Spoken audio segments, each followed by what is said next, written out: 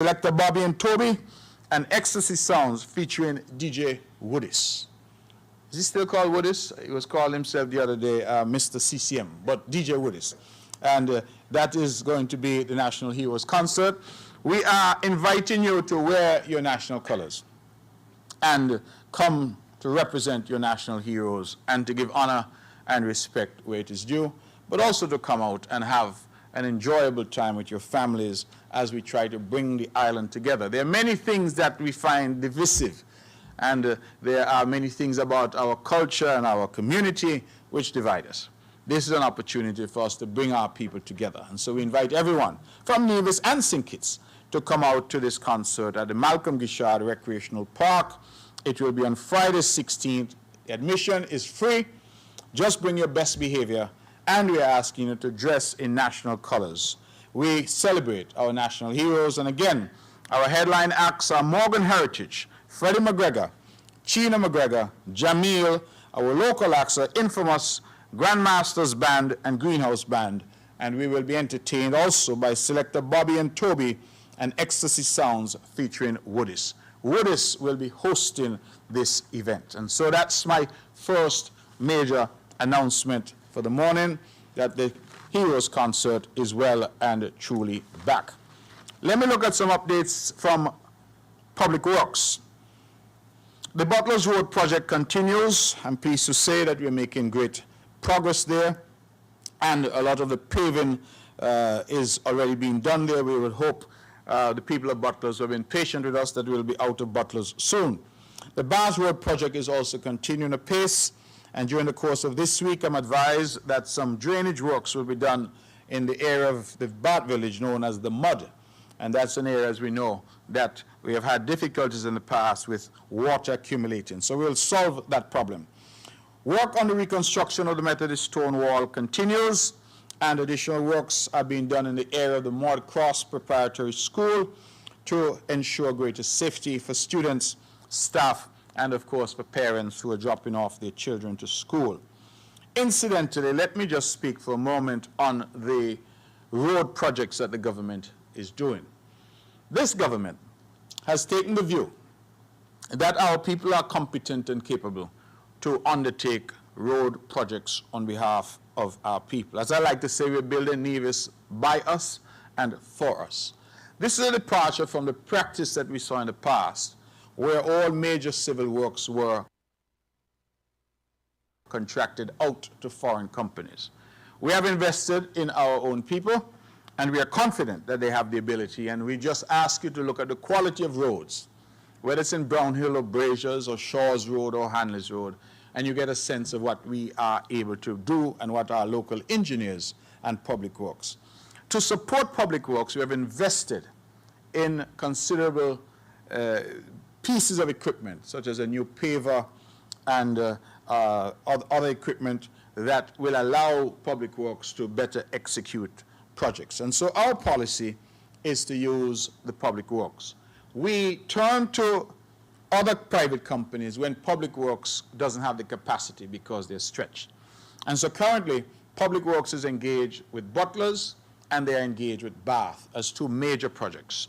And so we are currently finalizing discussions where we hope to engage Surrey Paving to undertake the Island Main Road project from Cliff Dwellers over to the area of ex-Petrol, I think. That is the extent of roadway. That is the last bit of Island Main Road that is in poor condition.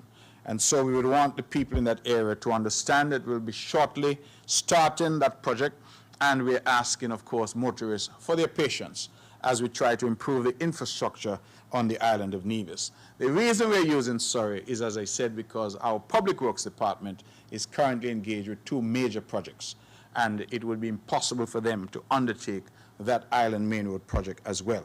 And so we look forward very much to that kicking off very shortly, and we thank all of those who are involved with trying to make that project happen. I would hope that by the next press conference I'd have more to say on that. However, I want to say to our residents that this government recognizes that in some of the road projects that we undertake, we are forced to interfere with people's boundaries. In some instances, in fact, we take in some people's land. So sometimes we have to take land from individuals who adjoin the roads as we try to widen the carriageway, try to widen the roadway. And we have developed a strategy that has worked thus far. And that is, instead of seeking to enter protracted negotiations with homeowners to pay them for the bit of land that we take, we have ordinarily said, you know what, let us put up a fence for you. And so where you see concrete walls that have been built in the various communities where we have done roads, it is because that is our way of compensating persons whose land we have interfered with. That is, if you will, the government's way of paying them for the land and for the interference with their boundary. Part of our policy is that we use persons in those communities to build those walls. And so if you're going to Bath Village now, you would find that it is largely people from Bath, contractors I mean from Bath, who are building those walls. I want, however, our residents to be clear that the policy when we're doing roads in the communities is not just to build walls for everyone. Because I understand that in all the communities that we are doing roads at the moment, there are some people who naturally are saying, well, since you're here, build my wall for me too. That really we're doing walls and improving properties that we interfered with. Properties that we had to take some of the people's land or otherwise interfere with their boundary. Those are the properties that we are seeking to compensate by way of constructing a wall for them to fence their property. So I just want to make that clear, that the policy has been consistent across the island. That's what we did in Hanley's Road, and that's what we did in Brownhill, and that's what we're doing everywhere else. There are some people who say, oh, but you're fixing a wall and nobody even lived there, or that property is an abandoned property. And my answer simply is that even though that is the case, once we interfere with the people's property, once we take part of their land, it has been our policy to compensate them. And I keep emphasizing that word, because if nothing was done to your property, then there is no need for compensation. So we are putting up walls where we have troubled people's property. That is the rule of thumb, and I wanted to make that very clear, that we assist where we can, but on the construction, that is how we have operated, and it has worked quite well. Let me also indicate from Public Works that we are currently overseeing a long-awaited fencing at Government House. That, as you know, is the official residence of the Deputy Governor General. We have done half of the fence along the western side, has already been completed, and we're working hard to get that done, overseeing the work there through a local contractor.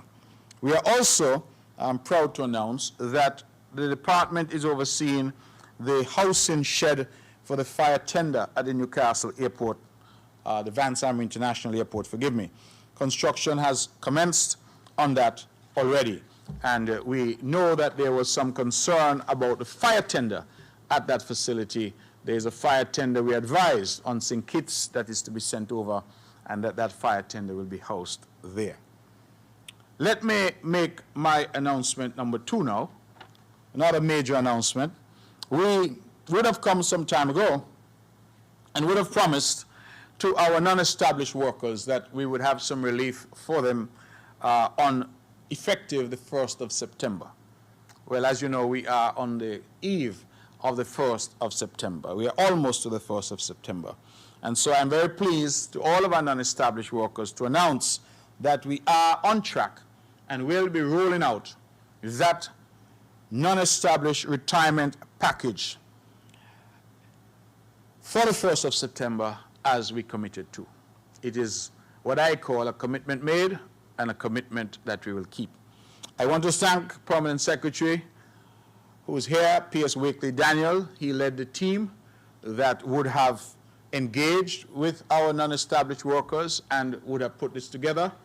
I want to thank the other members of the team, Permanent Secretary in the Ministry of Works and Labor, Dr. Ernie Stapleton, Permanent Secretary in the Ministry of Finance, Mr. Colin Dorr, Permanent Secretary in the Ministry of Human Resources, the Department of Human Resources, Mr. Edson Elliott, and, of course, the local head of Social Security here in Nevis, Mr. Gary Liebert, whom we know has vast years of experience in the Labor Department and working with workers.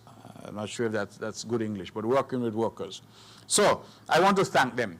They would have undertaken a Herculean task. I am advised by them in their last update to me that they would have convened some 3 or thereabouts town hall meetings with the non-established workers, different groups of non-established workers, to explain to them what was proposed and to get their feedback. And each time we went back to the drawing board to ensure that we were able to come up with something that we feel is workable. If I can give a short synopsis of the scheme will of course be explained to the non-established workers. They are the ones whom it benefits. But let me give a short synopsis.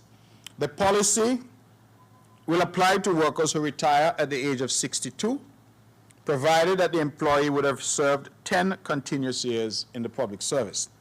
If the employee resigns after at least 10 years of continuous service, he or she will receive a gratuity only.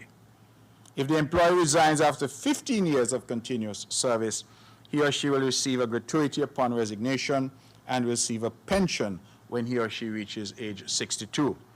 Where an employee becomes permanently incapacitated and unable to engage in gainful employment, he or she may retire and receive his or her benefits from the retirement scheme. Where an employee dies in the course of his or her employment, after at least 10 continuous years of service, the beneficiaries of his or her estate will receive his or her gratuity only.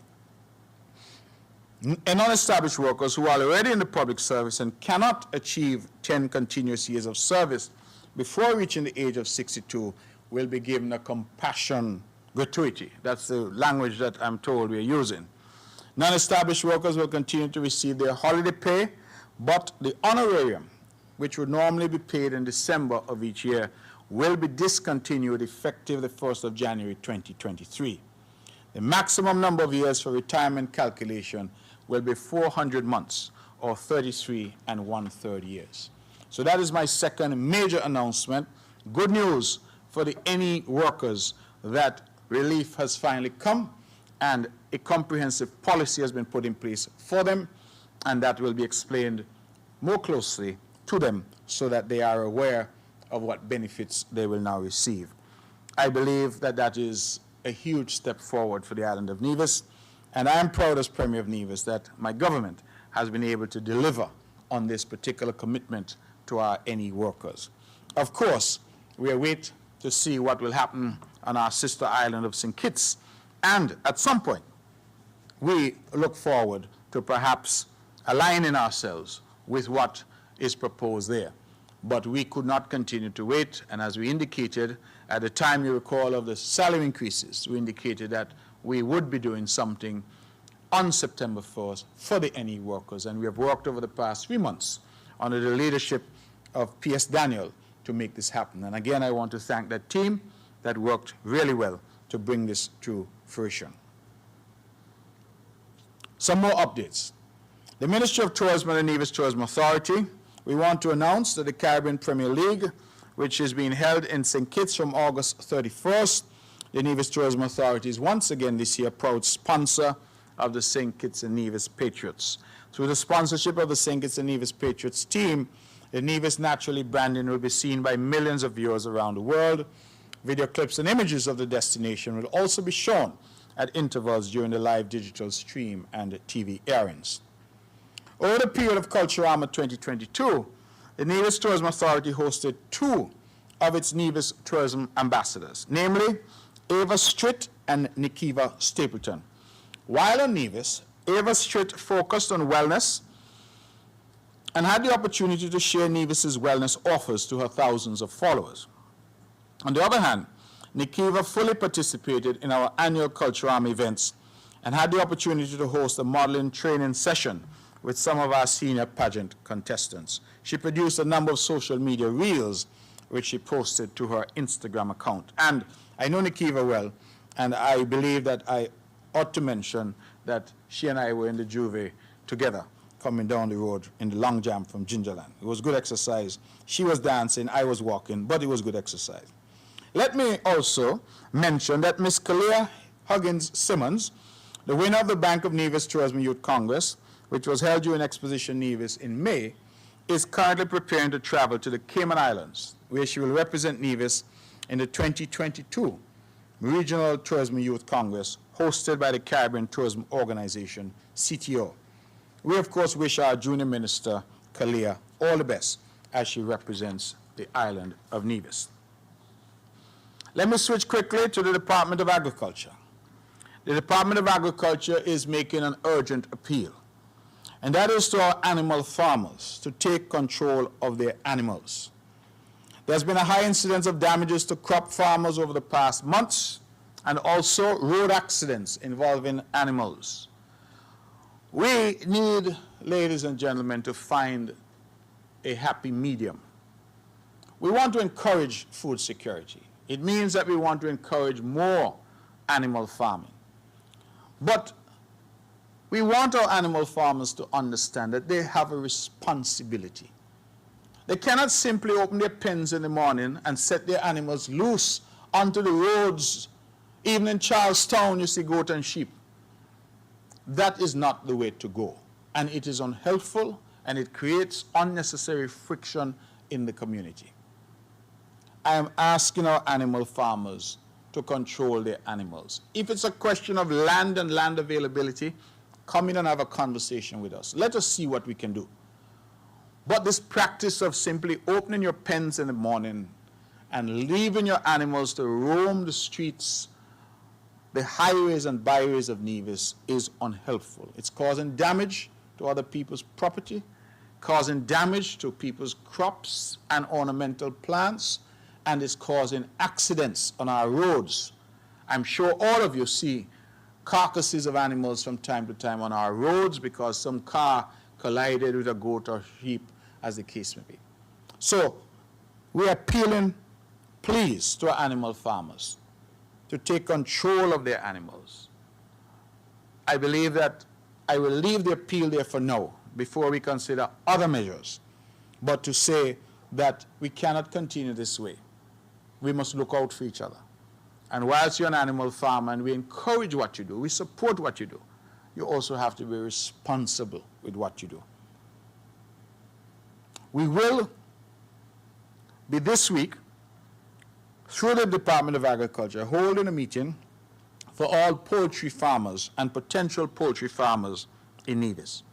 We want to establish a poultry association and to look at ways to propel the industry. I believe the Honorable Alexis Jeffers, as a Energizer Bunny in agriculture, he has said in the past that we intend to establish a broiler industry.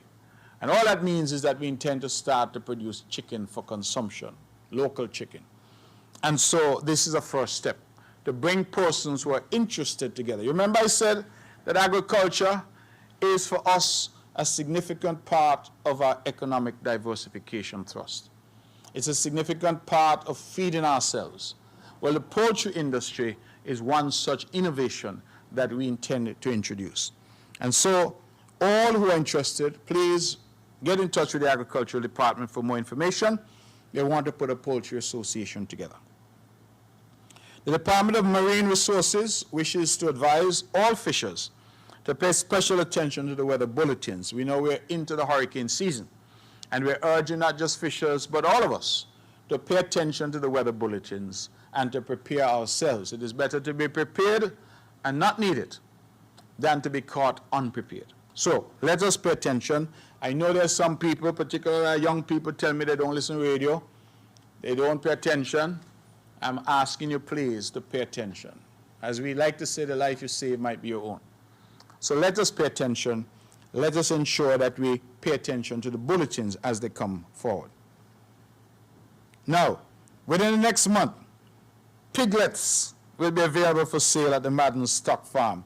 Piglets simply means small pigs, right? So please indicate your interest to the Veterinary and Livestock Division at Prospect Estate. Again, part of our thrust And I notice when I say piglets, there's my good friend here who's Rasta, he bowed his head, you know. He said, no pig for him. So, I don't know if you'll engage in the poultry either. So no pig, no poultry, I don't understand. But anyway, for those who are the plant-based diet, we're also encouraging crop farming as well. So get in touch if you're interested in of course, making a purchase of piglets. The Nevis Fishermen's Marketing and Supply Cooperative is saying that they also now have available shrimp, calamari, mussels, and crayfish. So for those who want to shop there, they are quite proud to announce that they've expanded the range of products that they're offering, and you can now buy shrimp, calamari, mussels, and crayfish at the Nevis Fishermen's Marketing and Supply Cooperative. Rotisserie chicken. Those are available at our abattoir on a weekly basis, and we ask people to support, place their orders by Wednesday. Now, another important appeal to dog owners. We are asking dog owners to keep their dogs under proper control. There have been far too many reports recently of dog attacks on animals over the last few months, causing animal farmers to suffer great economic loss. See where I started to ask the animal farmers to be responsible? I'm now asking the dog owners to be responsible. We all live in Nevis, and we all must find ways to live together.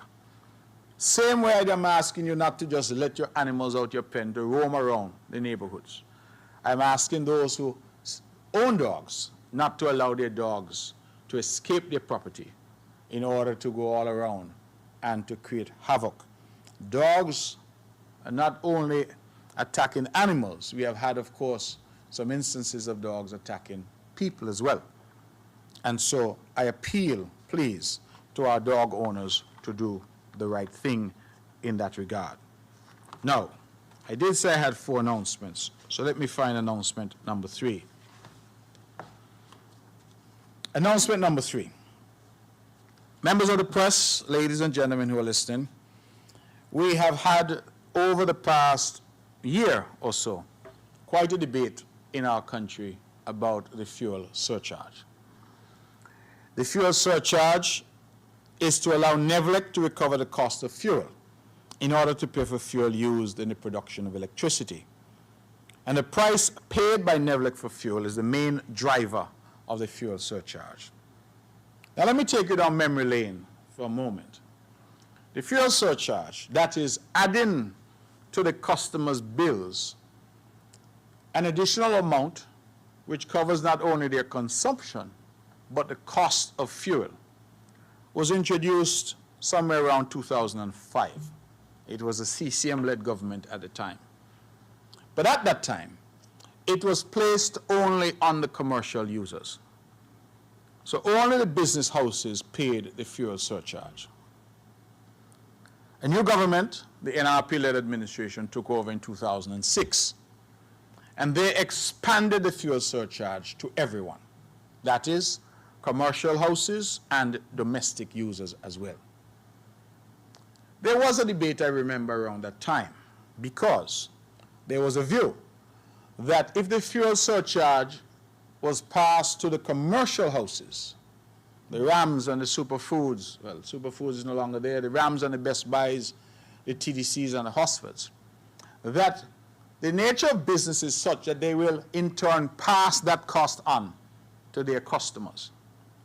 And so the idea back then was that by not applying it to households, you were saving them from what we refer to as a double whammy. And how does this double whammy work? It simply means that if households are paying the fuel surcharge, they have to pay it. So you have to pay it in your home in Gingerland, Cox, wherever you may be. But when you put it on the commercial houses, they also pass it on to you again, because they pass it on in terms of higher prices at the supermarket or higher prices in the business. But that has been the policy since it was changed by the then government, the NRP-led government, after it took office in 2006. And we have been back and forth on this fuel surcharge issue since then. There are times when fuel prices are moderate that we don't bother too much with it because it is not as significant. But since early 2021, and exacerbated considerably since the Russian invasion of Ukraine, which has disrupted supplies of shipping generally, but also disrupted the flow of oil on the world markets. We have seen some dramatic increases in the cost of fuel. Remember, as I said, that the fuel surcharge is designed to recover the cost of fuel used in the production of electricity. And it is the main driver of the fuel costs that we bear, the price of electricity that we bear. So let me give the press and members of the public some indication of how the price has escalated. In June of 2021, the average price per imperial gallon of diesel to Nevlec was $6.87. That's EC dollars. In June of 2021, the average price per imperial gallon of diesel to Nevlec was $6.87.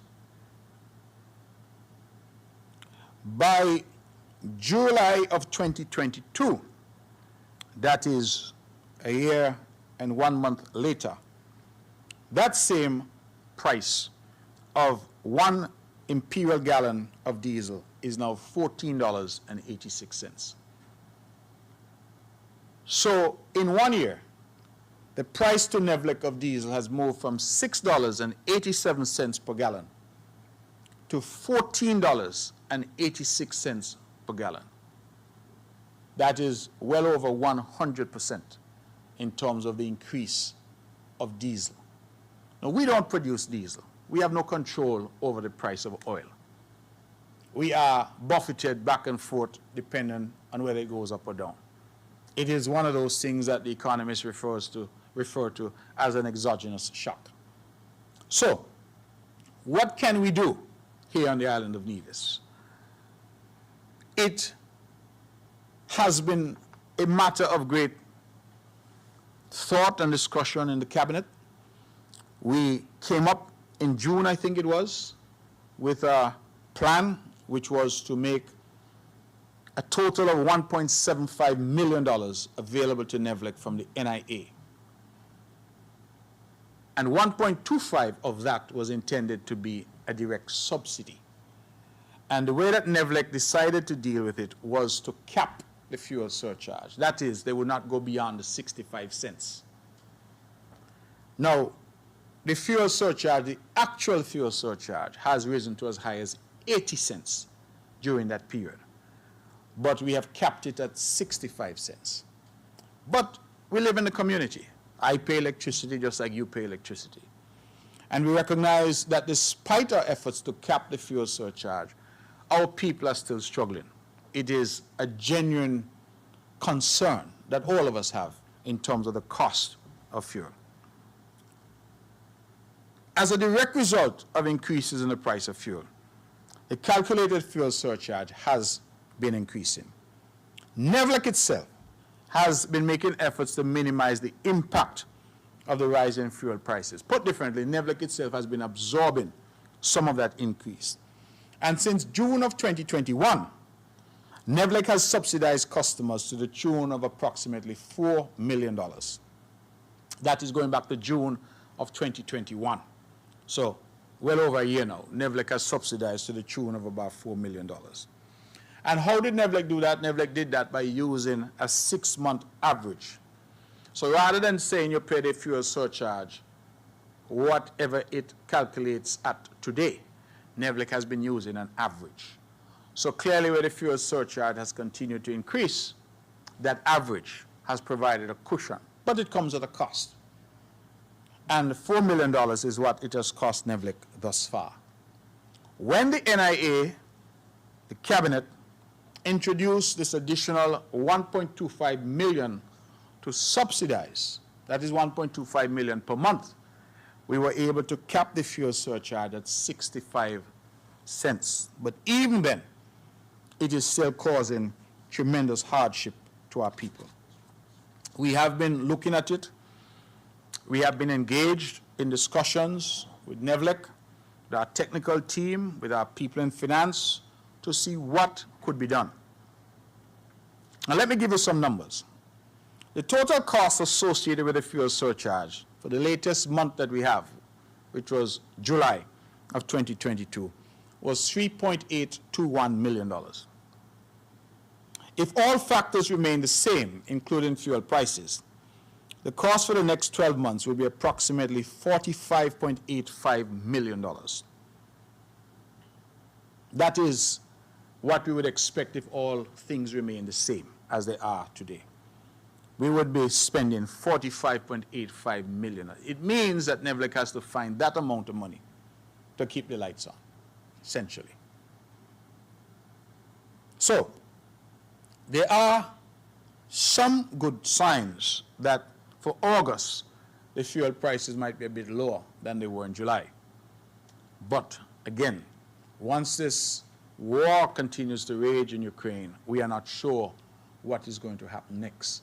And all around the world, countries are forced to make contingency plans and arrangements to try and shield their people.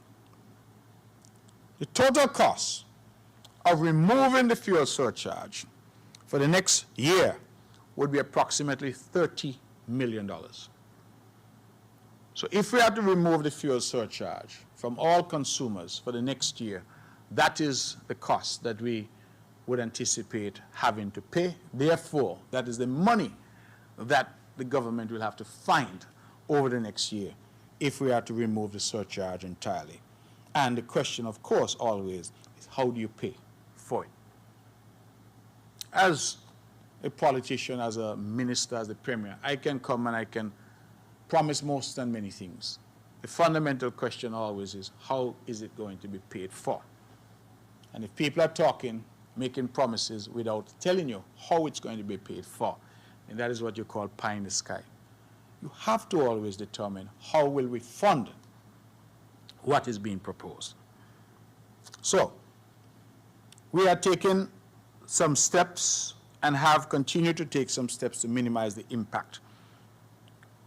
We propose, this is now the announcement, to maintain a cap on the fuel surcharge at 65 cents for our commercial users, so that the TDCs, the Hosfords, the Rams, the other commercial persons, we will cap it at 65 cents. That is where it is now, and it has been, let me just confirm my data, it has been capped at that since the month of June, 65 cents. Problem was that our domestic users, the mom and pops all around here, a single mother, she was also paying the fuel surcharge, capped at 65 cents. Recall when I say that back in 2005, the fuel surcharge was never intended to apply to the domestic user, only the commercial user. So what we are seeking to do now is to reset. And so we have come up with a plan to eliminate the fuel surcharge for domestic users. How will we do that? Well, let me deal with it sequentially. We propose ultimately to eliminate the fuel surcharge for everyone. But in this first step, we will eliminate the fuel surcharge for residential customers only. The NIA will provide an additional $500,000 per month to Nevlec. That will take, therefore, our payment for this subsidy per month to a total of $1.75 million. And the good people at Nevlec are telling us that if we can give them $1.75 million per month, and the price of fuel, the actual surcharge remains on or about, forgive me, 77 cents per kilowatt hour. That's where the actual surcharge was in the month of July. That they can reduce, with that subsidy, the fuel surcharge for residential customers to zero. And so that is what we propose to do. So the government, the cabinet, would have agonized over this for many weeks. And we would have realized that we tried at $1.25 million subsidy, and that despite the fact that that provided some relief, there was still some anxiety in the community. And so we've gone back, and we will be providing an additional $500,000, so a total now of $1.75 million per month to NEVLEC. And NEVLEC has indicated to us that that will allow them to remove the fuel surcharge from our residential customers. Now let me just emphasize that the commercial consumers will continue to pay the fuel surcharge. However, we will cap the fuel surcharge to them at 65 cents. So it means that they too will get some relief. That is the plan. Now, of course, the plan can go awry if fuel prices were to escalate exponentially going forward. But based on what we are seeing, that prices might have stabilized and or prices might actually be a little lower for August. The good people at NEVLEC, the technicians, are saying to us that this plan is doable. I want to emphasize, ladies and gentlemen, that we are a government that cares about our people. I know people say it all the time, it is standard language for politicians, but we demonstrate that we care. And oftentimes there is a lot of chatter, and we understand the chatter because we live in a robust democracy. Everybody has an opinion in St. Kitts and Nevis and are not shy to share it, and that is welcomed. But sometimes we can't respond because we don't yet have the plan. And I often say that to speak before you have a plan is really useless. People are looking to the government for leadership. People are looking to the government for relief. They're looking to the government for a plan. And so we sat down initially, came up with a plan. We realized that that plan has not worked entirely as we would like it.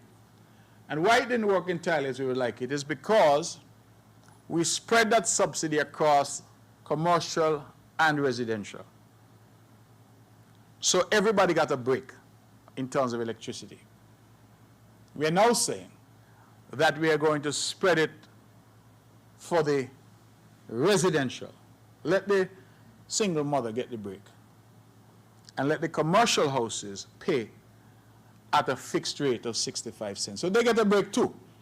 But the significant break is really for the individuals in the homes all around the island. Going back to my theory that the expectation always is that the commercial houses will pass on any increased cost to their customers. Again, the policy that was in place prior, we feel, was causing some damage to the residential consumers because they were paying at home and they were paying again when they went to the supermarket or when they went to the pharmacy, as the case may be. So we are hopeful that this resetting will allow some relief. And certainly, I know people out there breathing a sigh of relief. I know the business community is going to complain, but I'm asking the business community to hold strain. We could not take it away from everyone. And so we felt that the people who most needed the relief would be the persons living in Jessops and Cotton Ground, in Hanley's Road and Brown Hill, in Cox and Barnescott, in Butlers and Brick Hill. We are trying to help the people in their homes keep the lights on. Now, this comes at a cost to the taxpayer. And who are the taxpayers? The same people. So we're encouraging persons to pay their electricity bill. Please. Because we need now to be able to collect whatever we can collect in order to offset the cost of generating electricity for our people. Now, I said that was the first step. But our ultimate goal is to eliminate the fuel surcharge entirely. In fact, our ultimate goal is to eliminate the generation of electricity from diesel fossil fuels entirely. And just last week, we had two consultants here from provided courtesy of the Inter-American Development Bank and the CDB, who came to look at the wells that we have done, the geothermal wells in Hamilton. And we had a very good meeting with a company called Geothermics. And Geothermics, I was pleased when they said that, in their opinion, the island of Nevis has one of the best geothermal resources in the entire world. I can report that we are very close to closing the financing gap that we had been suffering from for all these years. Financing for the project is to be provided by the Caribbean Development Bank, and that includes something called a contingently recoverable grant for the drilling of the production and injection wells. We are hopeful that the drilling contractor for production and injection wells will be selected this year by December of 2022, which means that we should be able to begin actual work early in the new year. The reason why I mention this is because this is the ultimate goal. So I'm talking about a subsidy and the removal of the fuel surcharge from residential customers as an immediate step to provide some relief.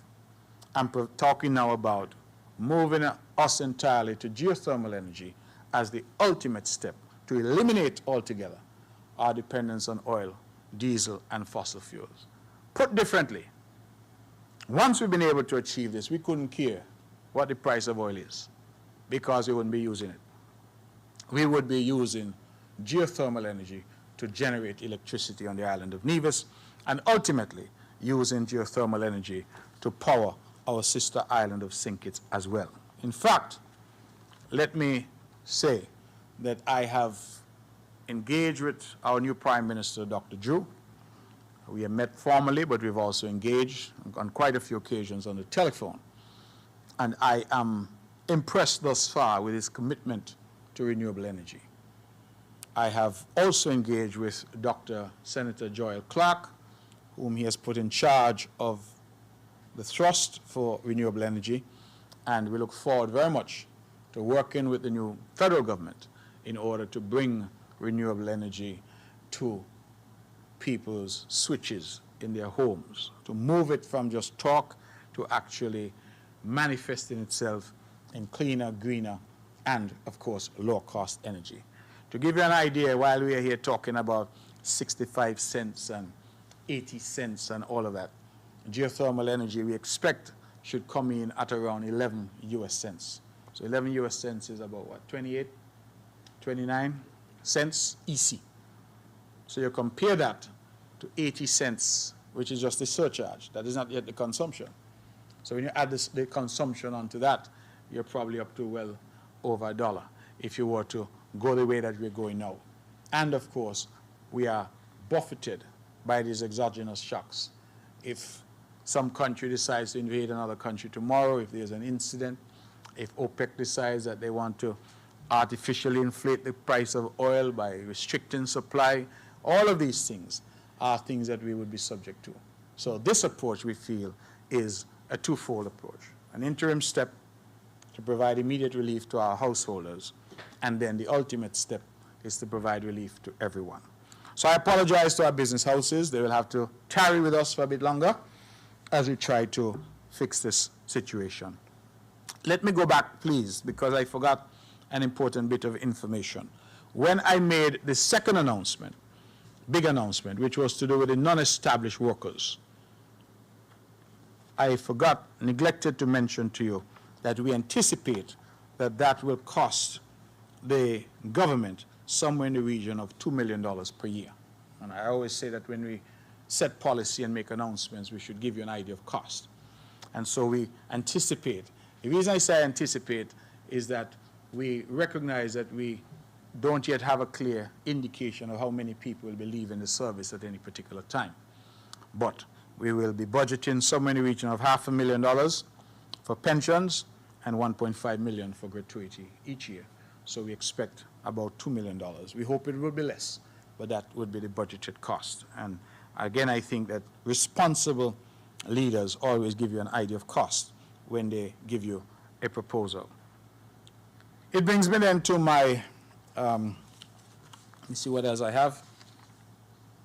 Ministry of Education, I'm pleased to say that schools, of course, restart in earnest next week. I believe that our teachers and leadership is already hard at work. We're going to be having some changes at the various schools, some new principals, new teachers, and we're asking, of course, those who are there to support the injection of new ideas and new talent as we try to move.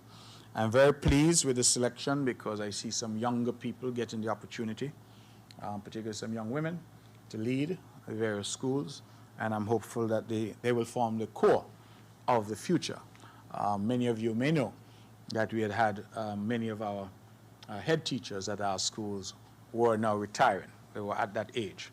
So I'm happy to see some young, educated persons dedicated to the task at hand who are stepping up. And so I want to commend Junior Minister Troy Liebert and his team, particularly his prominent secretary, Mr. Barrett, and his PO, Ms. Claxton, for the exceptional job that they and their respective teams have been doing in relation to getting us ready for our school year. To show them the appreciation, as always, the Ministry of Education took them on a trip to St. Kitts, I'm told.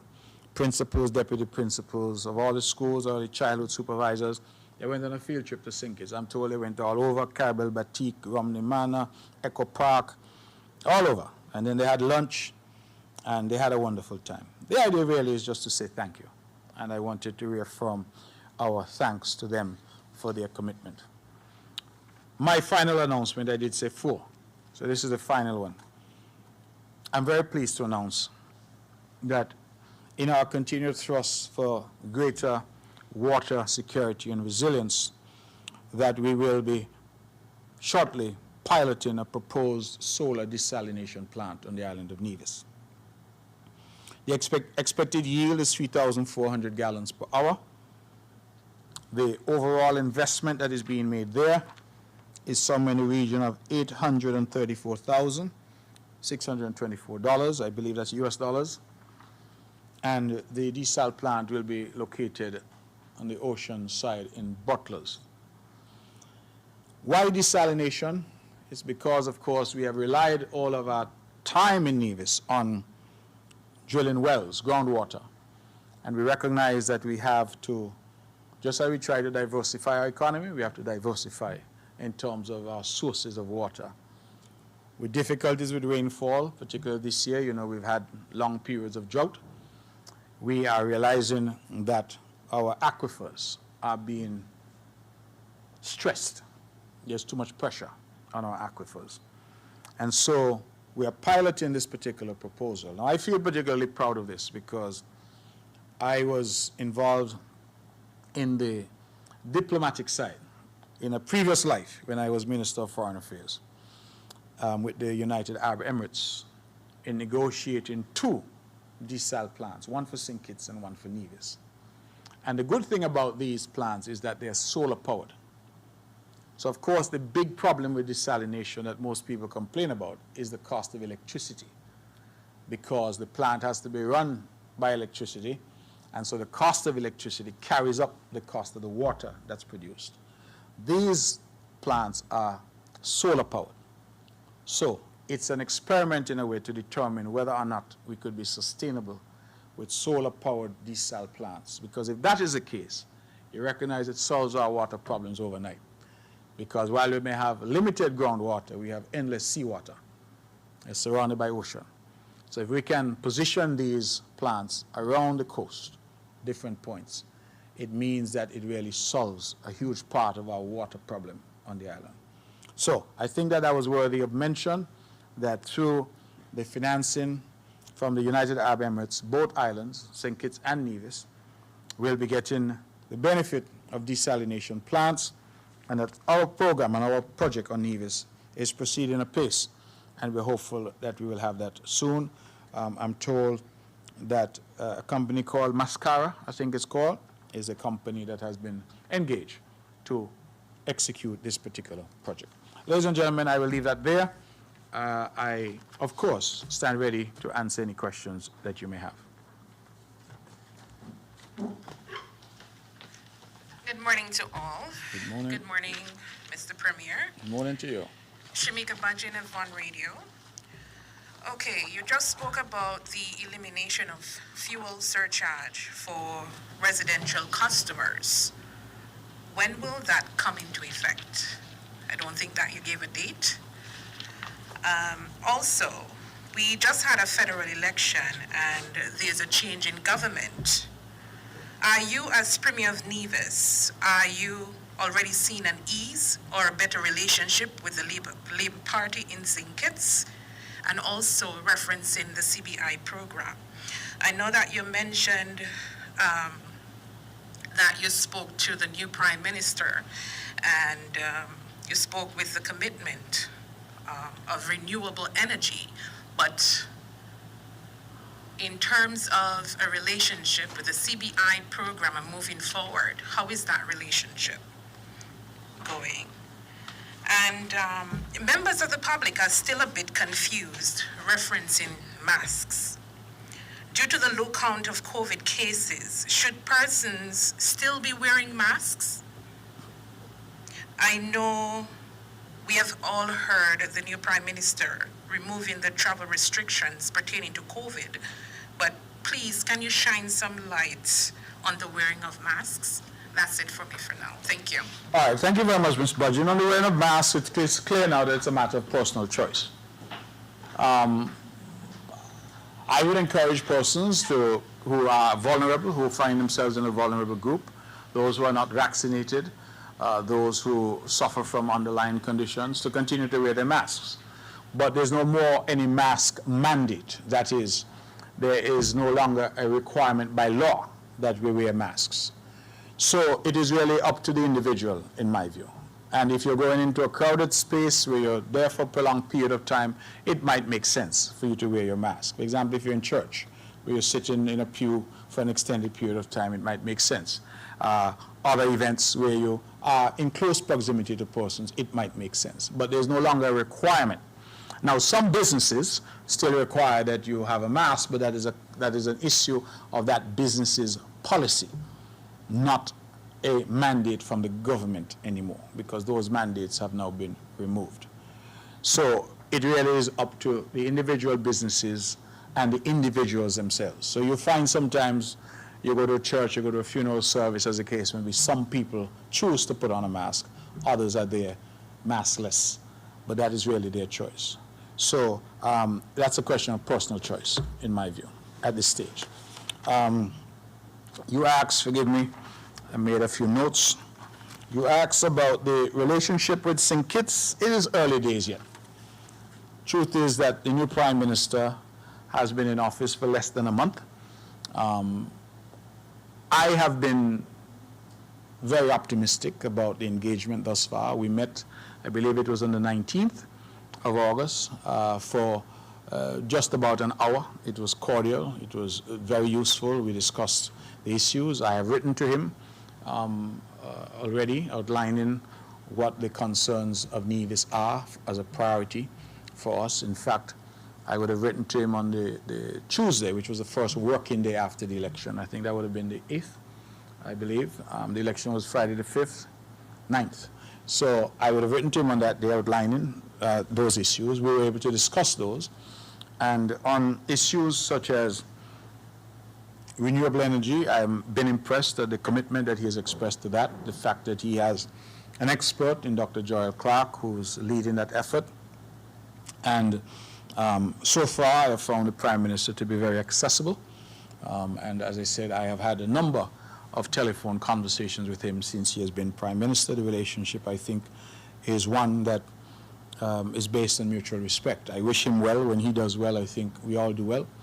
And I have indicated to him that the issues of Nevis must be a priority, that those be resolved. And I believe he has agreed. He has on the issue of CBI and the bettering of our relationship, he has proposed that we constitute a committee comprised of 3 individuals from Nevis and 3 from St. Kitts. And I will, with the grace of God, this week indicate to him who the membership of the committee from Nevis is likely to be. And he will then have his committee on St. Kitts. That is the members. And the hope would be that they would work together to look at some of the issues. For example, CBI. 500 million comes in, how much is spent for the program? Let's say 100 million, the 400 million is left, how is that distributed? I raised a number of other issues with him. For example, the single filing system that we now have for VAT. Many people don't know that a lot of companies in Nevis who are headquartered in St. Kitts, which are headquartered in St. Kitts, are not paying any VAT in Nevis. And the reason for that is we have a single filing system. So if you are a major company in St. Kitts and you open or have a branch or an operation in Nevis, you charge VAT in Nevis to the customers in Nevis, but that VAT is filed because there's a single filing system in Bastia, and we don't get any of that. So all of those issues, I think, need to be looked at and resolved. I feel that where there's goodwill and where there's a genuine effort to resolve issues, that they can be resolved. And I'm committed to working with Dr. Drew, our new Prime Minister. He's young. He doesn't come, as I have said, with any of the baggage of those who have preceded him.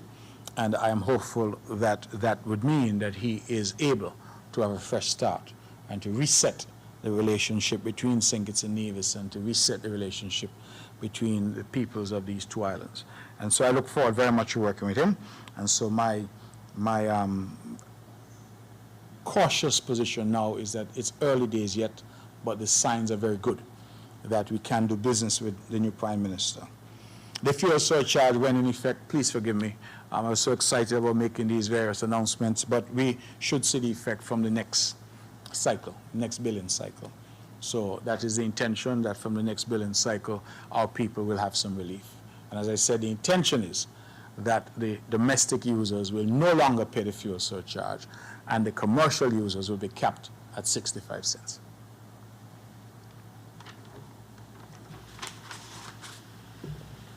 Good morning, Premier. Glenn Barrett from SK Newsline. Good morning, Mr. Barth. On the matter of constitutional reform, with the current situation that would be in Parliament now, with the new St. Kitts Nevis Labour Party in government, we've got CCM, PAM, and PLP. Perhaps one would say that now more than ever, there is an opportunity for constitutional reform. My question, therefore, is this. What areas of interest would Nevis like to see reformed in the Constitution?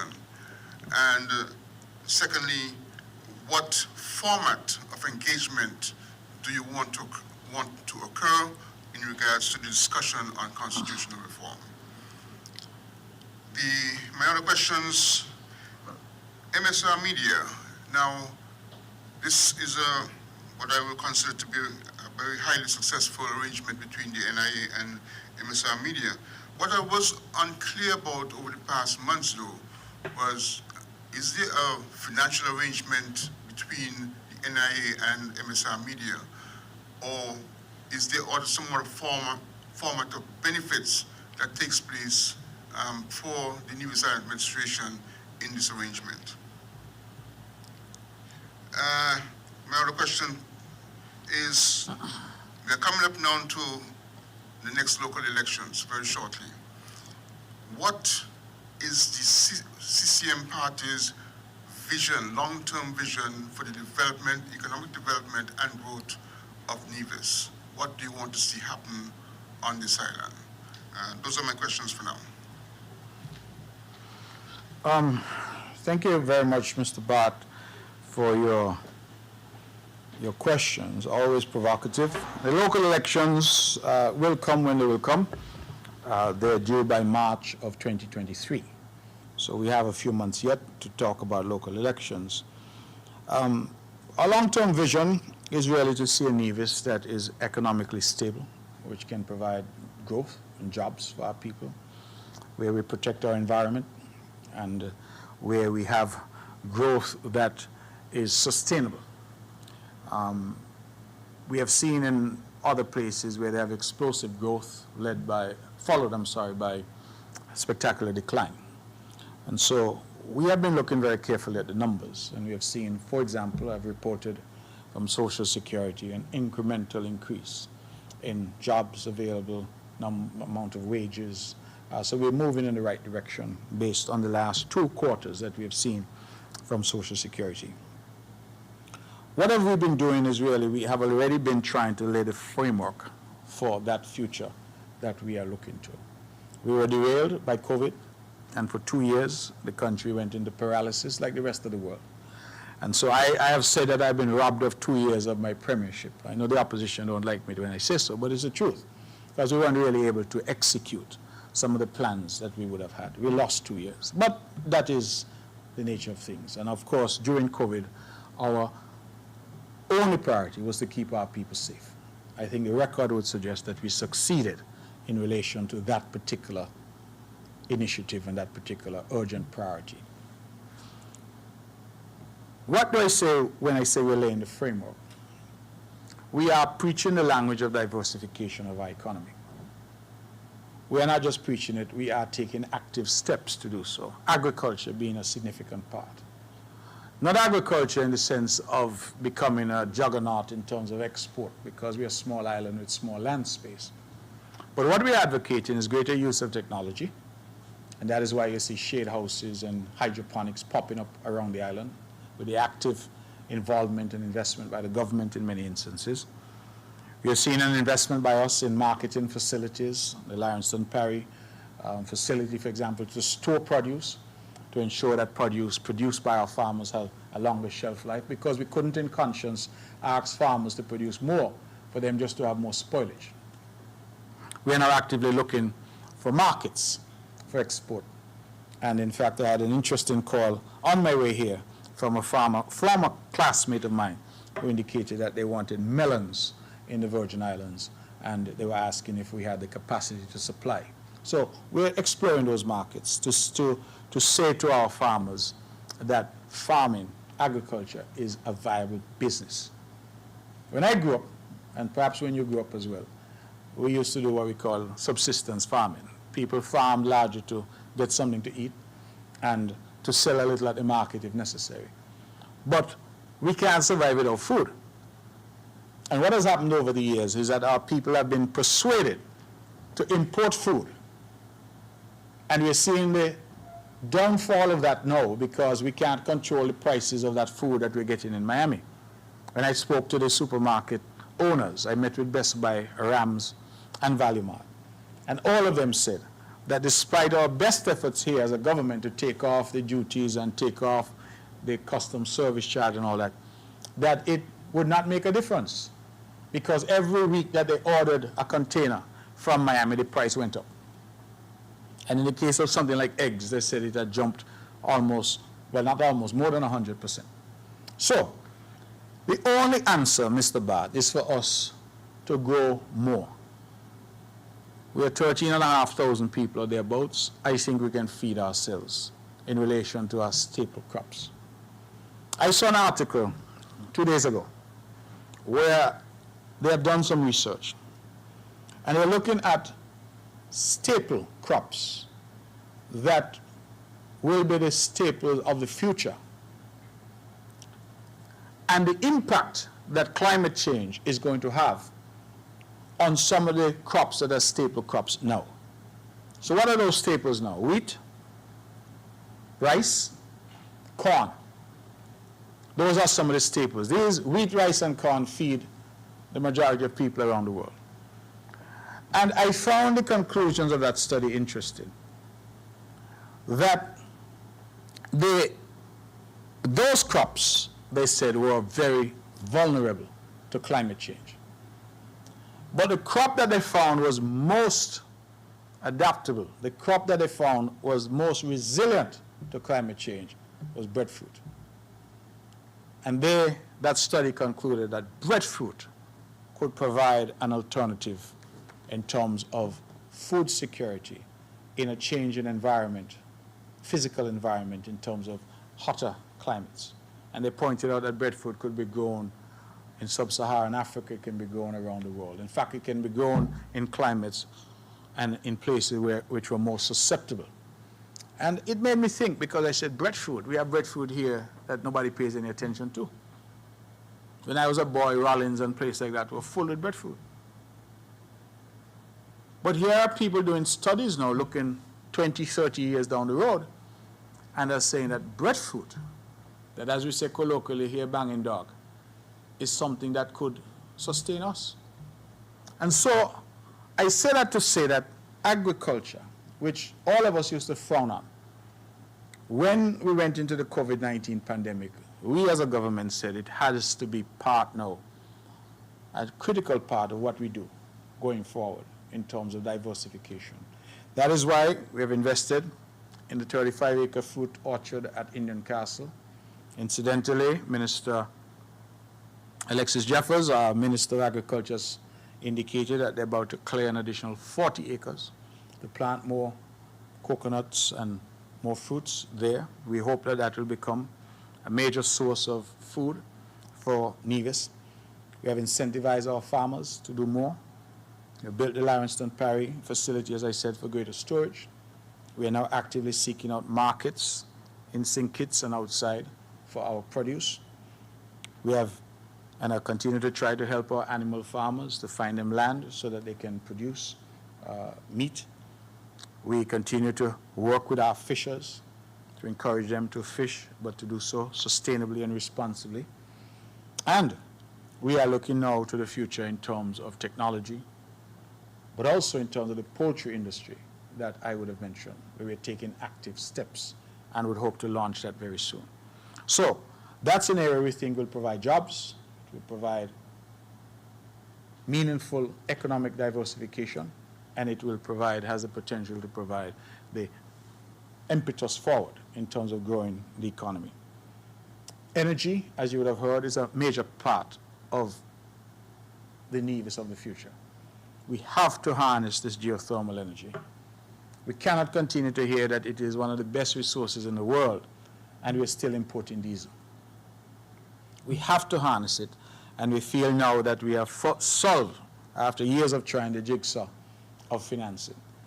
And we want to thank the CDB for stepping up in a significant way, for sending their people, and for their commitment to this project. In fact, they're telling us that this project is critical not only for Nevis and St. Kitts, but for the rest of the region. Because if this project succeeds, it will have a cascading effect on other projects in the region. Because this, they say, is the best project, meaning it is the most advanced and most promising project of them all. So if this can succeed, then there's a renewed impetus for Montserrat, for Dominica, for St. Lucia, for other islands that are looking at geothermal as well. So my vision is a Nevis that is the best small island in the world, where our people have the highest standard of living, where we can improve our economic offering, we can expand and diversify our economy, but we can also offer our people good quality of life and improve what they need for that in terms of healthcare and the like. So we will be talking about that in the campaign, whenever that campaign comes, and we will be moving forward accordingly. MSR Media, we have made it clear that yes, there is a financial arrangement with MSR. I believe the number is $150,000, if memory serves, 150,000 US dollars, that the NIA contributes. We have contributed that in terms of hotel and accommodation. The deal we worked out, remember this was in the height of COVID. So we said to them, listen, we prefer to pay this money to the hotels, because our calculation was the hotels would then have to employ people. So that's one of the ways that we try to keep our hotel sector going. And so you have some place like Hamilton Resorts, for example, has been booked out by MSR for what, 2 years now almost? So there are certain properties that have benefited tremendously from this arrangement, because what we do is we pay the hotel arrangements for the stars and for the people who come in. And by doing so, we inject money directly into the hotel sector, allow the hotel workers to find work, and of course MSR does their movies, and their movies lead to considerable publicity for the island and jobs that are created on the island as well. I think at this point they say that they have about 60 or 65 employees, and so not huge, but certainly a start, because these were 65 people who knew nothing about the movie business 2 years ago, and now they're involved very much in the movie business. So they're now filming their 7th film on Nevis, an action film starring Michael Jai White, an African-American action actor, and they, I believe, said that they were filming for about a month to 6 weeks. And thereafter, I'm told, they will start another film sometime in November. So MSR continues to be a solid partner for us, and we think that the partnership that we forged with them has borne spectacular fruit. I have said so publicly, but I was contacted by a dear friend of mine in Georgia, in the United States, who said that her niece and her sister were traveling to Las Vegas, and one of the movies that was showing on Delta Airlines was A Week in Paradise, I think it's called. That was filmed here. So on the plane, they were able to look at this film filmed here, which had all these spectacular views of Nevis. I think that type of exposure for the island and for the wider federation is incalculable. The value of that, we couldn't afford to pay for it. Constitutional reform, you say CCM, PAM, and PLP are in the opposition. I almost thought you would say unity is back together again, but this time on the opposition benches. That's intended to be a light moment, not a headline. But yeah, this is an opportunity for constitutional reform. It would, however, require that we work together, because the Labour Party, even though it won 6 of 8 seats on St. Kitts, wasn't given a mandate to effect constitutional reform in the sense that it wasn't given enough seats to have the absolute majority that is required. So if, for example, on some matters a 2/3 majority is required, then they will find that they will need the support from the opposition benches. What would my priorities be? I think that our Constitution has shown some limitations in recent years. The unfortunate occurrence, and I'm trying to be temperate in my language, of a Governor General refusing to disappoint a Prime Minister at the request of the majority of the Parliament, but at the same time agreeing that that Prime Minister should disappoint the majority of the Parliament. I think that that's a travesty. And it's things like those, in my view, that need to be corrected, so that functionaries can't hide behind saying, well, nothing explicit is there, so therefore I can't act. I think that we need to make it clear that any Prime Minister or Premier can be recalled, because if they are in that position and have that title solely on the basis that the majority of elected members support them, then if that support is lost, then that title must also be lost, because it means you are reduced to an ordinary member of cabinet, an ordinary member of parliament, just like everybody else. Remember, unlike other systems, take the United States where people run for president, there's nobody here running for premier or running for prime minister. Mark Brantley in the local election runs in number 2, St. John's. If I'm successful, and if enough members from CCM are successful, and they say to the Governor General that we support Mark Brantley to be the premier, then that is how I become premier. But nobody on this island votes for a premier. Nobody in Sink is voted for a prime minister. The people in number 7 voted for Dr. Timothy Harris as their representative. The rest of us who were elected then said that he would be the prime minister. So it follows, to my mind logically, that if we said that he would be the prime minister, and then we went back at some point and said we changed our mind, and he no longer enjoys that majority, then I cannot understand why it would be said that the Governor General could not act. And then to add sort of salt to the wound, the person who had lost that support of the majority was still able to go to the Governor General and say, you know what, let me fire the whole majority. And that is why we had a farcical situation in the country for 3 months. We had a cabinet of 3. Well, 3 elected and a couple others. Didn't make sense. Flies in the face of democracy. means that 8 constituents around this country, and all the people who voted for those 8 representatives had no representation in the cabinet. And the parliament, having been dissolved, had no representation in the parliament either. Those are things I think that need to be corrected.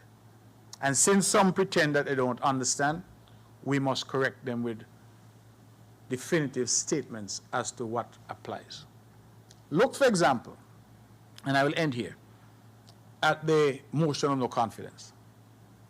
When a previous motion was filed by me against the then Douglas-led federal government, Denzel Douglas-led federal government, it was in abeyance for what, 23 months or something like that? Why?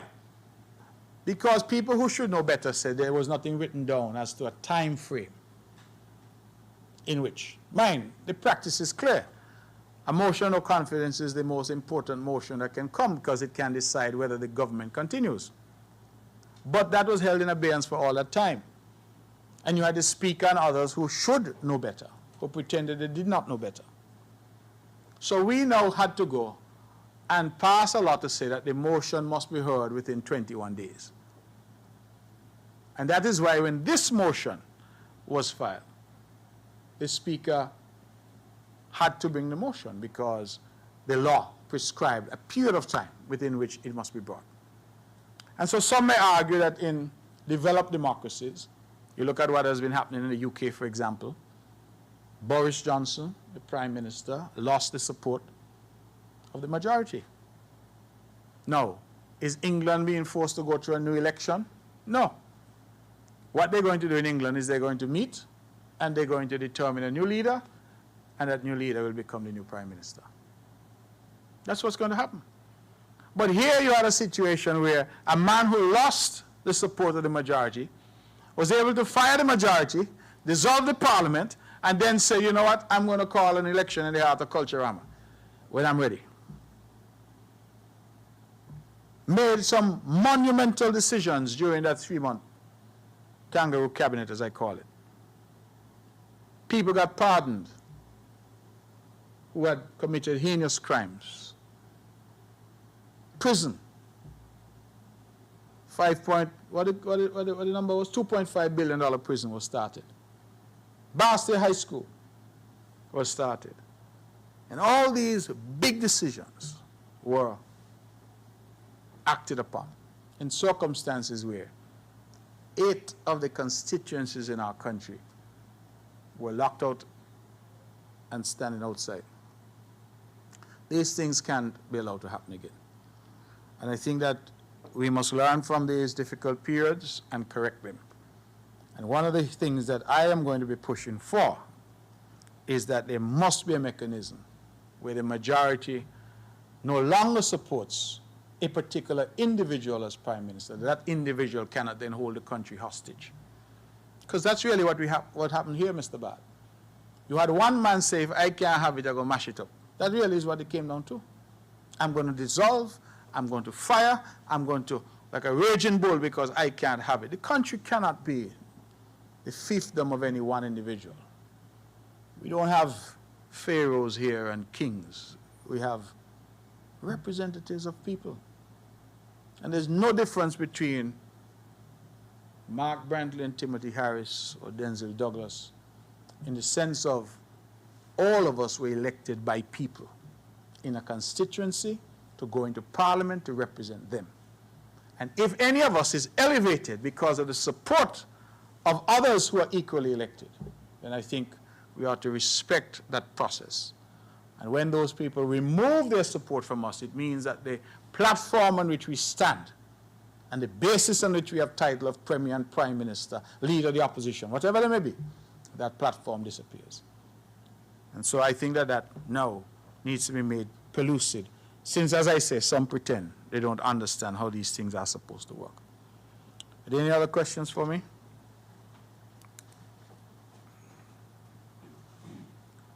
Good morning, all. I'm Bjorn Hanley, representing BHC Media. Mr. Premier, can you let us know the job role of the Speaker of the House, the Honorable Michael Perkins, the job role he has with the Nevis Island administration. Question number 2, having won all 3 seats during the last federal elections, the CCM now make up the majority of the parliamentarians on the opposition benches. Question is, do you intend to take up the role of leader of the opposition, and how do you intend to use this role in order to negotiate for Nevis's fair share? Question number 3, just to follow up with my colleague, Mr. Bart, in regards to your big idea for the overall development of Nevis. Your response sounds good, but however, do you have anything written on paper outlining that plan going forward? For example, I could go online now and go on the African Union website, and they would have a 50-year plan for the development of Africa. And also in Namibia, in Africa, who has the best roads, they have a 50-year road plan on their government website. Is there anything written on paper to show your big idea, your plan for Nevis moving forward? Final question, also to follow up with my colleague, Ms. Budgen, in regards to your plan to remove the fuel surcharge. She asked when exactly this will be. My question to follow up with that is, will you remove the fuel surcharge before or after the next Nevis local elections? Thank you. Well, Mr. Hanley, thank you for your question. I did try to answer Ms. Budgen and said the next billing cycle. I think we get bills every month. So this is now the end of August, so we would expect that the fuel surcharge removal that we're speaking about here will kick in the month of September. The election, let me remind you, forgive me, let me remind you, Mr. Hanley, is not due until March of 2023. And I know that some of us are getting a little excited about elections. Elections are always exciting times, but the election is due in March of 2023. And by my tally, September, October, November, December, January, February, March. That's 8 months away. So, short answer is that we would have relief in terms of the fuel surcharge long before an election is due. All right? When the election is actually held, that will be a matter, of course, for discussion with colleagues, and we'll make that determination. But the fuel surcharge relief that we have indicated will go into effect from the next billing cycle. An idea for the overall development of Nevis, there is no 50-year plan or 20-year plan for that matter that we would have looked at. I believe, however, your question is an excellent one because we need to develop such a plan. And that is not just a CCM notion. I think that the island as a whole, both parties need to get together. The beauty about these plans, when they've been developed for other countries, China has something similar, I'm told, is that there's the buy-in from everyone. Why is it important for the buy-in?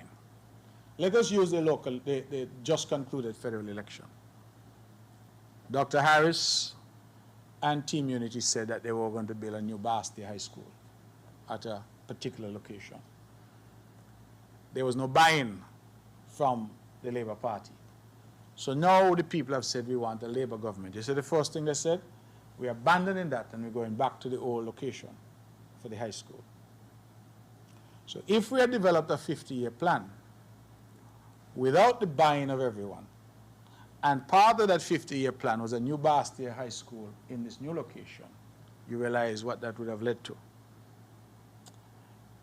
The 50-year plan might include energy, sustainability. So you say, I'm going to go in terms of renewable. But if the other side doesn't buy into that and they say, no, we believe that diesel is the way to go. It is fast, it is known, there's no uncertainty about it. You run into difficulties as well. So we have not anywhere in the Caribbean developed that kind of plan. And so what we have, which is perhaps a deficiency, and that's why I say your question is an excellent one, because we end up with a situation where we go from cycle to cycle, 5-year cycle to 5-year cycle. And so what I will say to you is that our plans will be laid out in our manifesto, which is what voters look to determine what is this party going to do over the next 5 years if we give them the mandate, if we repose our trust and confidence in them. And that is where we hope that we will lay out some of the things that we want to do. Bearing in mind that elections are a contest of ideas. And sometimes you say you're going to build. We, for example, have committed that we want to open up the south coast of Nevis by building a road from Long Point and going over to Gingerland. Similar to, we feel, to how the Southeast Peninsula Road, Kennedy Simmons Highway, opened up the Southeast Peninsula, which I think is going to be the economic engine for St. Kitts for the foreseeable future. We have thousands of acres on the south coast, as you know, Mr. Hanley, which are undeveloped. No roads, no proper infrastructure, no water, no electricity. And we feel that that's the next big thing on the island, if we can open up that area for development. So we're looking at it. But if that view is not shared by the NRP as the main opposition party, or by the MRI, what do they call it? The MRM movement, yes. The Moral Restoration Movement, the MRM. So if it's not shared by the NRP or the MRM, it means that we have to be in office to do it, because if we're not in office, they say that's a foolish plan and they're not going to do it. So when we talk about planning long term, we really need the buy-in of the other stakeholders to ensure that whoever takes the reins of government, that those plans are executed. And as I said, I'm not aware that it's been done anywhere in the region as yet. Doesn't mean it shouldn't be done, but it has not yet been done. Will I accept the position of leader of the opposition? That's a political question, and my party will be meeting to discuss that issue, to make that determination. We have some issues to determine: leader of the opposition, opposition senator, all of those are questions. The people of Nevis have given CCM a clear mandate in terms of the number of seats here, and based on the tally in St. Kitts, it means that we have a majority of members sitting in the opposition, so it will be for the CCM to make some determinations as to what we do in relation to that. The job role of the Speaker of the House, Mr. Perkins, I think for the past 8 or 9 years, I believe, since 2013, Mr. Perkins has been a consultant with the NIA, advising on major projects. So he has worked with the Public Works. He, for example, was the principal person on the Pinnis Park. And now that we're about to embark on the second phase of that park project, he will be instrumental in that as well. So a lot of projects that we have been doing, he has been the person who has led in terms of the intervention. He would have done the Government House project as well. And so those are some of the major projects that he has done. So that is a role that he has played and continues to play. I believe that that's it. Fuel surcharge, I've answered that question. Any other questions for me? No? Okay, ladies and gentlemen, thank you very much. That was short and sweet. Thank you all very much. Mr. Barth, thank you for coming over from St. Kitts as always. And thank you, Ms. Budgeon and Mr. Hanley, for being here, and for NTV, and for all of those who carried the press conference. I hope that I brought some good news for the people of Nevis today. Thank you, and God bless you. You were just listening to the Premier's monthly press conference right here on WinFM 98.9. We're different. We're 98.9. 98.9. Win FM. If you need protection, you need one who you can trust to secure.